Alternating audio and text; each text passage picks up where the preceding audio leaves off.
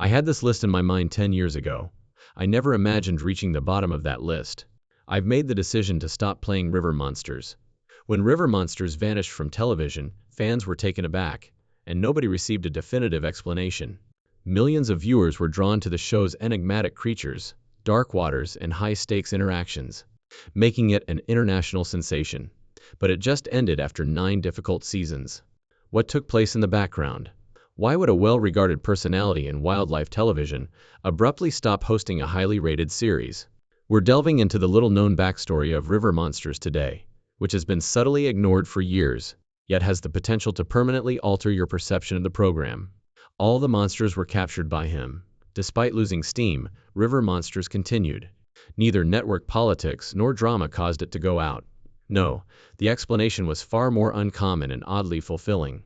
The man who turned monster hunting into a worldwide craze, Jeremy Wade, just caught everything he could. River Monsters did something that very few shows ever do in a world when most of them strained to survive. It finished at the top because it had accomplished its goal, not because it had to. And it wasn't only a spectacle that the man behind it all did. Before the first season even aired, he overcame a lifelong obstacle that most people would have given up on. River Monsters was unique right from the start. This was not merely a fishing show.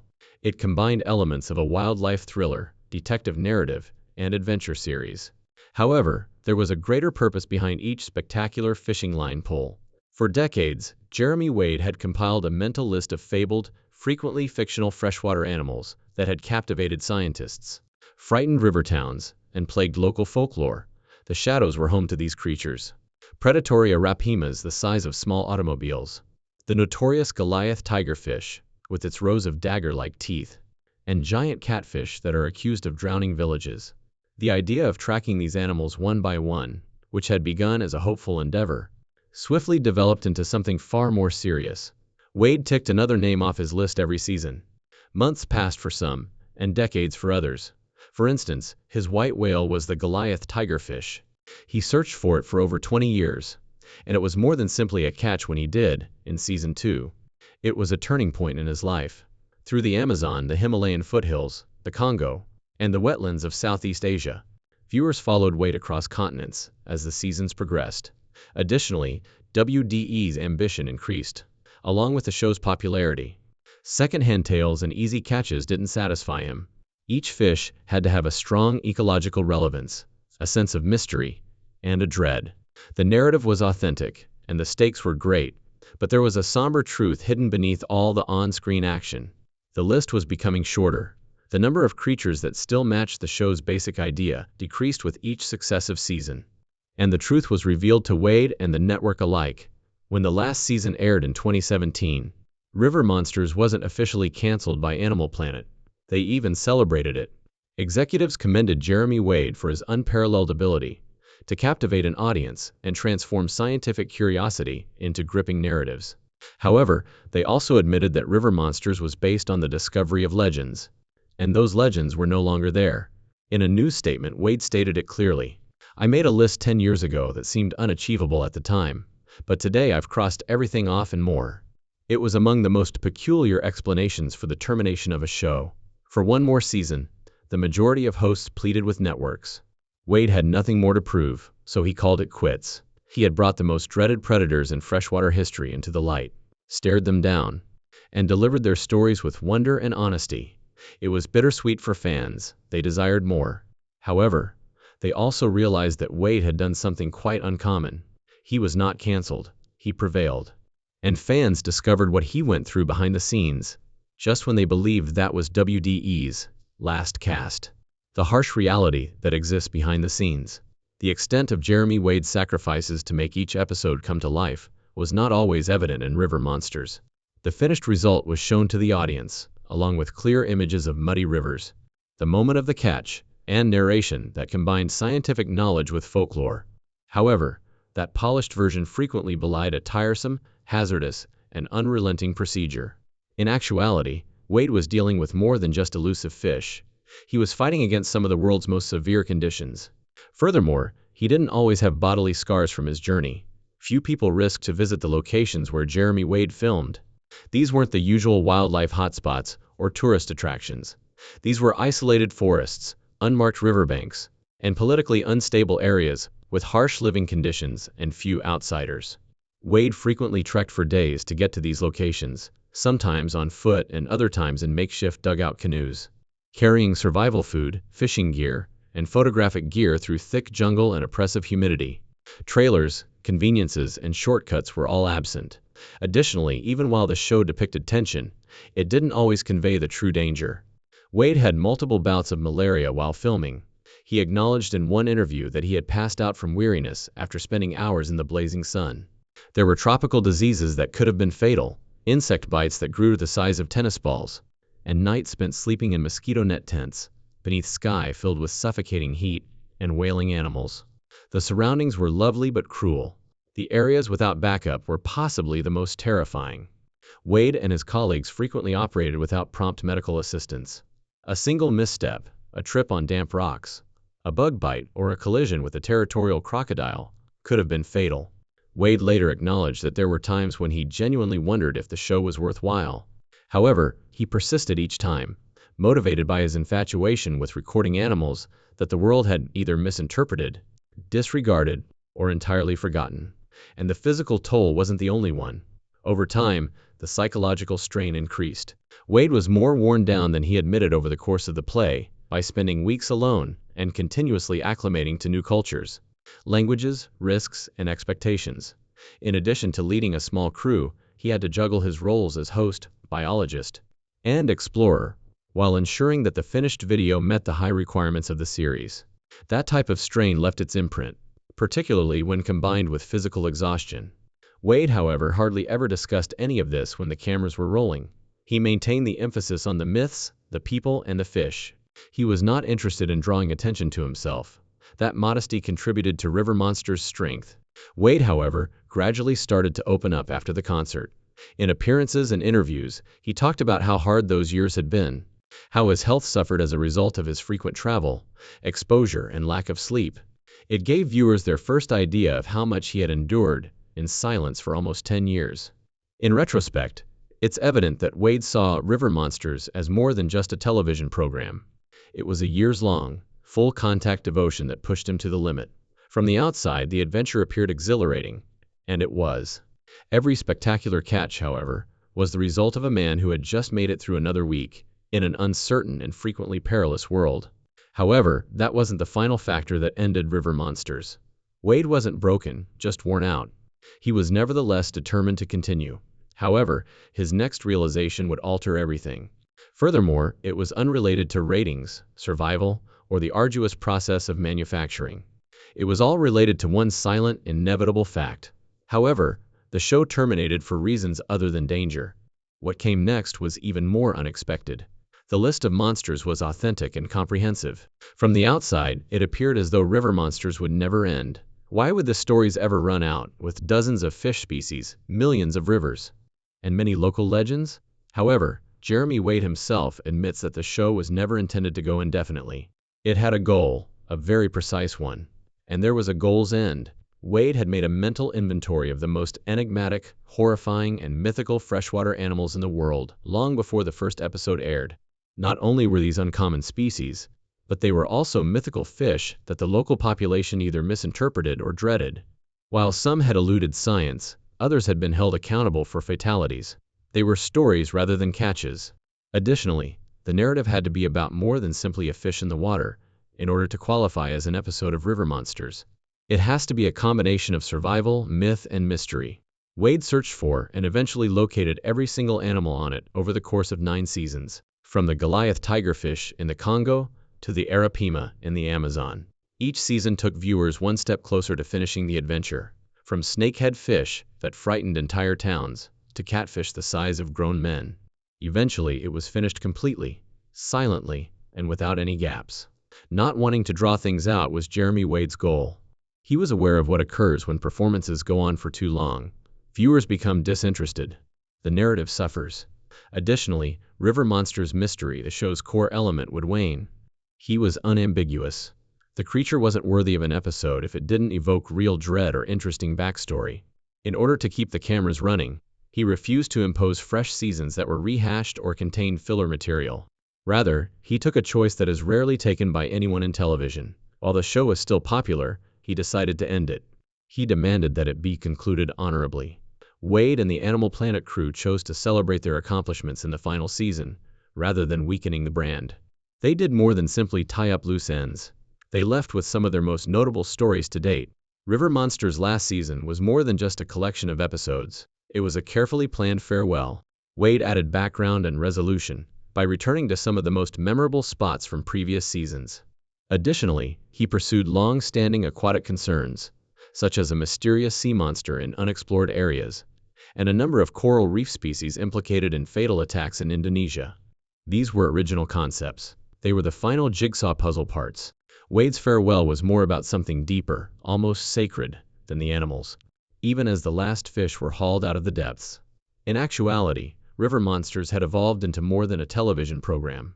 It was a representation, a unique fusion of exploration, learning, and unadulterated wonder.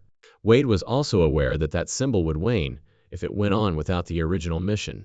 He let it end to protect it. Wade cared more about River Monsters' integrity than airtime. And part of what made the show a modern legend was that decision, which was predicated on completion rather than collapse. Instead of being drained dry, the mystery was honored by being given the opportunity to rest. The monsters were captured, and the myths were scrutinized.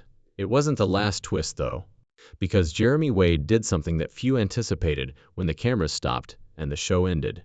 He made no proposal for a reboot. He did not relinquish control. He really did the exact opposite when offers came in. Wade's farewell was more than simply fish, though. The goal was to safeguard something even more revered. Why Wade declined a spin-off or reboot? Few things are permitted to finish politely in the entertainment industry of today. The business rushes to bring a successful show back to life after it ends. The market is flooded with reboots, spin-offs, sequels, and reimaginings. The temptation was no exception with River Monsters. The program was, after all, one of Animal Planet's most popular programs ever. Its audience was worldwide, its host was well-known, and its format was easily replicable. Or so they believed. However, Jeremy Wade had no desire to prolong a completed narrative. Yes, there were discussions behind the scenes, he said in response to the offers. Network executives recognized the market value of River Monsters and floated ideas, such as a legacy-style series where Wade trains someone to replace him, a spin-off about ocean predators, or a new version with different hosts, but none of it felt right to him. River Monsters was never just a show about catching large fish. It was about mystery, tension, and truth, and trying to reinvent that enchantment merely to keep it running would have meant betraying its heart. WDE listened, but he declined because his denial was based on principle rather than ego. River Monsters was founded on a combination of conservation, education, and true adventure, with each story grounded in local myth, genuine danger, and respect for the environment. He feared what he called selling out the concept, and he had fought to keep the tone serious, the science accurate, and the message clear throughout the original series. There's a certain strength in knowing when to stop, and Wade used that strength with full awareness. Rather than chasing bigger deals or clinging to fame, he stepped back and let River Monsters speak for itself.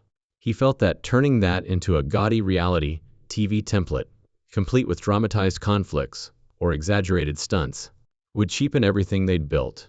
In a move reminiscent of another well-known television farewell, Michael Landon blew up the entire town of Walnut Grove as a final act to make it clear that this story was over. He wanted the final season to be just that, the final season with no cliffers, no handoff, just closure. The program had been very personal, each episode reflecting Jeremy Wade's voice, his ideals, and his vision. He didn't need explosives, but he had the same type of audacity in his decision to leave River Monsters, because he didn't want someone else to take over and change it into something that wasn't him. Wade's decision stood out in an era where most media properties are recycled endlessly.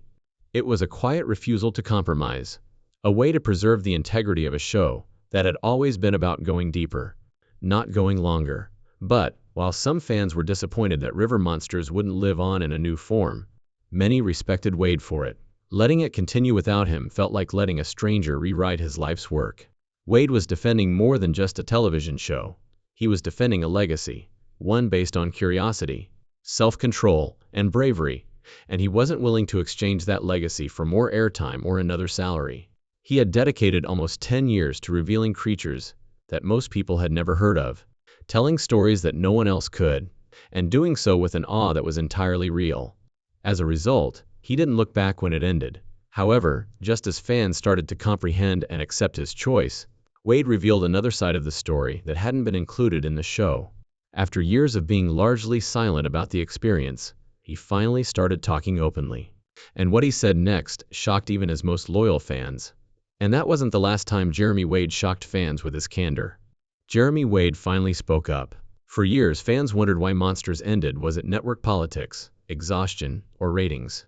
Jeremy Wade had mostly remained silent, not announcing a farewell tour or releasing dramatic press releases. But as time went on, Wade started to open up, and what he revealed added a whole new dimension to the story, one that was honest, uncontroversial, and, in its own way, even more potent than any theory fans had conjured up. In a series of introspective, quiet interviews, Wade started to consider River Monsters with a sort of serene finality. The show's premise was based on tracking enigmatic creatures and freshwater legends that had frightened locals, sparked rumors, and eluded scientific understanding. But by the 9th season, those mysteries were gone. Some shows can run forever, but Wade said ours couldn't. He explained that he had literally accomplished everything he had set out to do. Wade believed in the show's original mission: to search, to reveal, to demystify. And he felt it would be dishonest to continue once that mission was accomplished. It would have been easy to stretch the format, to fabricate new threats, or to start chasing less compelling species just to keep the cameras rolling, he said. But his tone was one of pride rather than disappointment, resentment, or frustration. Wade, however, didn't want to pretend. He respected the audience too much to tell them anything but the truth. And it was this sense of duty to his audience, to the animals, and to the concept of the show that finally made him leave, saying that it would have felt like a betrayal of what River Monsters stood for. When there was nothing left to discover in that particular world, the only proper thing to do was to let it go. However, Wade wasn't finished exploring, not even close. And after River Monsters, he realized that his curiosity had only changed, not vanished. The show was never about ostentatious entertainment or manufactured drama, but rather about mystery and discovery. Rather than hunting individual fish, Wade started concentrating on the overall health of the ecosystems that those fish relied on, which led to the creation of his next show, Mighty Rivers, in which he examined the world's greatest waterways, examining what was killing them, what could save them, and how human activity was changing some of the planet's most vital lifelines. Then Mysteries of the Deep, larger into the inexplicable underwater phenomenon, emerged, exposing Wade to an even greater variety of stories and essays, from the strangest creatures to cities drowned, all of which retained his distinctive style, cautious skepticism, in-depth research, and complete devotion to the truth. His projects demonstrated that Jeremy Wade was not a one-show wonder, but rather a storyteller with a purpose, not a man pursuing his own fame. He brought the same energy, the same storytelling, and the same scientific curiosity that made River Monsters a hit, but with a new perspective. River Monsters was never grand melodrama, and he didn't need razzmatazz exits to have the truth speak for itself. He could have made the show into an endless commercial, but instead he chose the path of integrity. This decision was made years later, and it simply confirmed why the show resonated so strongly with viewers. Jeremy Wade may have retired River Monsters, but the spirit of this hardcore adventure, the search for the unknown, lives on in everything he touches. If you thought Wade slowed down after River Monsters, think again. That was just the beginning of fans' realizations, as he moved into previously unexplored territory. Following the conclusion of River Monsters, some fans thought that Jeremy Wade would step back from the spotlight after almost 10 years of traveling to the ends of the world and fighting vicious predators. However, Wade didn't slow down. Instead, he changed gears and jumped right into new projects, using his hard-earned experience to further a larger goal. WDE's first post-River Monsters project, Mighty Rivers, changed the course, searching for legendary beasts instead of myths. If River Monsters was about revealing the truth behind myths, his new work would focus on exposing a far more urgent threat: the decline of the very environments those monsters called home. Each episode focused on a major waterway, such as the Amazon, Mississippi, or Danube, that had once teeming with life, but now showed signs of alarming decline. These mighty rivers were no longer what they once were. contaminated, overfished, and altered by human hands. He was looking into what was destroying the rivers themselves, and Wade became both narrator and investigator, drawing from years of first-hand observation. Mighty Rivers showed a more introspective, urgent side of Wade, one that was no longer just about the excitement of the chase, but about comprehending what happens after the chase is over. What happens when the creatures disappear, not because they have been caught, but because their habitats are no longer able to sustain them. Wade had witnessed the changes firsthand, so this wasn't just a question, it was a call to attention. Rivers that had once been teeming with life were now eerily empty, and locations he had visited during River Monsters had already changed in unsettling ways. Then came Mysteries of the Deep, a series that further broadened his perspective. The format was looser, the canvas broader, but Wade's approach remained the same: curiosity without sensationalism. He didn't exaggerate, he investigated. Wade's calm, grounded narration stood out in a genre often dominated by hyperbole. In this project, he explored the unexplained, lost cities beneath the sea, sunken ships, unusual marine sightings. With views aired about the mighty rivers and mysteries of the deep, WDE's passion for conservation became more and more evident, and his reputation as a straight shooter made even the wildest stories feel thoughtful rather than gimmicky. His deliberate choices to use his public platform to promote endangered species, disappearing habitats, and the delicate balance that sustains freshwater ecosystems were directly linked to the growing strength of his conservation passion. These rivers are more than just backdrops or filming locations. They are lifelines for millions of people, animals, and cultures, and they face threats. Wade recognized that he was introducing many viewers to these animals and environments for the first time, and that carried weight. He became more than just a presenter, he became an advocate. And perhaps the most important realization was that WDE's post-River Monsters work wasn't a break from the original show. Instead of fading away, he leaned into that responsibility, working more closely with environmental groups, speaking at educational events, and writing about the importance of freshwater conservation. It was the logical next step because, at its core, River Monsters was never just about scary fish. It was about respect for mystery, respect for nature, and respect for the thin line that separates environmental survival from human progress. This deeper mission was, as it turns out, always present beneath the thrills. River Monsters' secret mission. On the surface, River Monsters appeared to be a show about giant fish, with all the elements of a television thrill ride: mystery, danger, suspense, and exotic locales. However, viewers who paid close attention started to notice something more profound beneath the heart-pounding scenes and unsettling legends. Jeremy Wade wasn't simply chasing monsters. He was demolishing fear, teaching, and most importantly, he was allowing viewers to experience the natural world, especially its most misunderstood creatures, in a new way. This message was subtle and constant, but it became louder as the seasons progressed. In interviews, Wade has stated that River Monsters was never just about the catch. While catching a toothy tigerfish or a 200B catfish made for exciting TV, the journey to comprehend people's fears was the true essence of each episode. Not the last battle with the rod and line. Wade began each legend with two questions. What is this creature, and why does it frighten people so much? By asking these questions, Wade transformed the show from a hunt into a sort of psychological journey that uncovered layers of myth, misunderstanding, and rumor, repeatedly finding that the most feared animals were frequently the ones that were most unfairly blamed. A rumored slayer species had been misidentified for decades, and a fish believed to be a man-eater was actually a scavenger. With each new discovery, the audience's perception changed from one of disgust to admiration, from fear to fascination, and they realized that these so-called monsters weren't bad guys. By focusing on individual species, Wade humanized the broader problem of environmental decline by giving names, faces, and stories to creatures that most people had never heard of, let alone cared about. They were survivors, products of their environment, and essential components of complex ecosystems. And that's where River Monsters' second purpose subtly became apparent. Each episode served as a lesson in conservation. It became more difficult to overlook the fact that many of these animals were going extinct due to human impact, rather than natural causes, once viewers got to know them and witnessed their strength, beauty, and vulnerability. Wade never preached, and instead of interjecting lengthy speeches about pollution or overfishing, he told stories that moved people. He became a quiet environmental hero, one who didn't run campaigns or organize rallies. but instead used empathy and curiosity to change public opinion one episode at a time. And that's ultimately what made him one of the most powerful environmental voices on television, without ever posing as one. Fans didn't tune in for the next monster. They did so to learn something, to travel to a new place, to comprehend something strange and wild.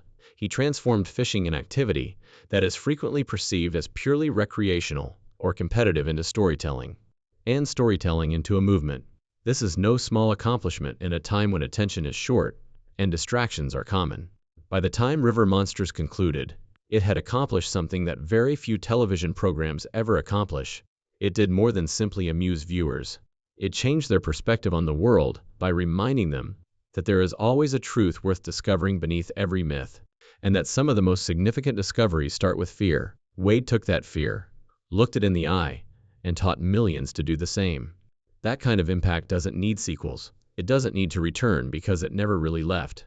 What do you think? Did Jeremy Wade end River Monsters at the right time, or do you wish the adventure had continued longer? Leave your thoughts in the comments section below. The legacy of River Monsters was never just about catching fish. It was about shedding light on the misunderstood, protecting the weak, and giving a voice to creatures that had none. Don't forget to like, subscribe, and click on the next video that appears on your screen if you liked this exploration of the hidden reality behind one of Animal Planet's most recognizable programs. We have more startling findings from behind your favorite shows, characters, and tales.